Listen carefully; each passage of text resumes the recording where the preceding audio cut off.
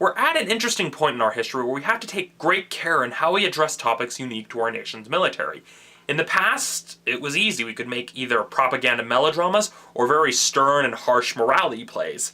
But nowadays, it's a lot easier to call people out on BS than in the past, thanks to the internet, so you kind of have to be a little bit more sophisticated and really try to address more underlying themes that anybody can relate to, whether or not they've served in the military at all. I mean, the common themes that I usually see in military films nowadays, one being survival, the psychological toll the battlefield can take, as well as the questions of morality and sanity, both on and off the battlefield. I mean, The Hurt Locker, even though I didn't really like it, is a good example of that. And another thing that they always have to be careful of now is that you have to make sure to point out that one group of, for lack of a better term, terrorists do not speak for the whole of a nation.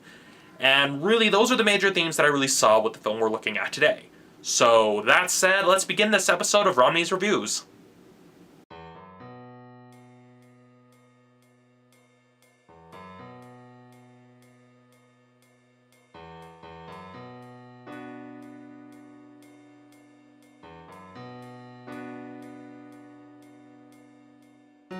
Now, this film isn't as grim as, say, All Quiet on the Western Front, but it definitely is intense and realistic in its presentation. It really tries to keep things as even-handed and as real as possible. I mean, we spend a little bit of time getting to know each of the characters, and it gives us a nice idea of how the loss of those characters had an impact on our main character, played by Mark Wahlberg. While I do praise the intensity and realism of the film, well, it seemed a bit off. There was something a little bit off about it. It felt like one of those films that they had an idea of what they wanted to make, but then suddenly decided to change their approach either partway through production or during post-production at the very least.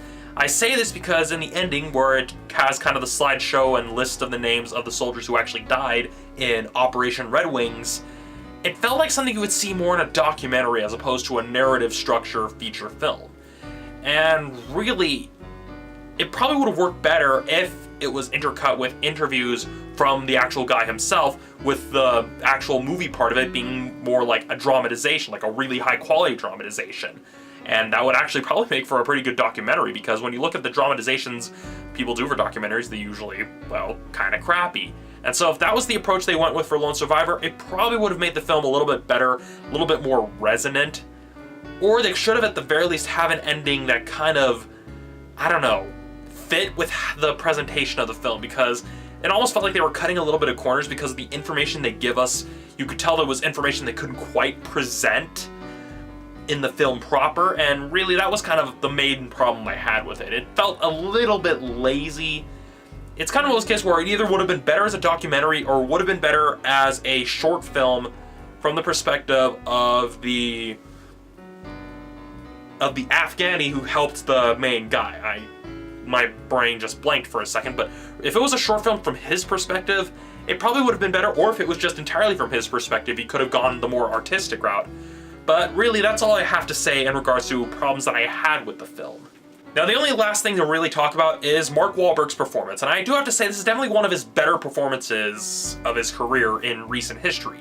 And this is compared to some of the other films he's been in, and while he didn't entirely disappear into the role, he at least gave the kind of serious and realistic performance that the kind of role and story of Lone Survivor really calls for. And so, definitely some major props to Wahlberg for his performance. That's the only other thing of note that I can really think to talk about. Overall, the film does the job in telling a very serious story set in recent conflicts, particularly Afghanistan, without trying to demonize much of the local populace like people would have done had this film been made in the 1940s. And in regards to its awards chances, it's probably not going to be much of a contender. I know some people may give me a lot of flack for that, but much like the camouflage the soldiers wear, it kind of blends in amongst its competition a little too well. There was nothing that really stood out to me as Oscar-worthy, is what I mean to say. So, it's a good film if you're into the kind of military stories, like the true story sort of stuff. This is definitely one of the better films I can recommend. And yeah, that's pretty much all I have to say. That said, on my personal scale, I give Lone Survivor a 4 out of 5. So that's it for this episode of Romney's Reviews. Stay tuned to this channel for my review of Her coming up later today. See ya then.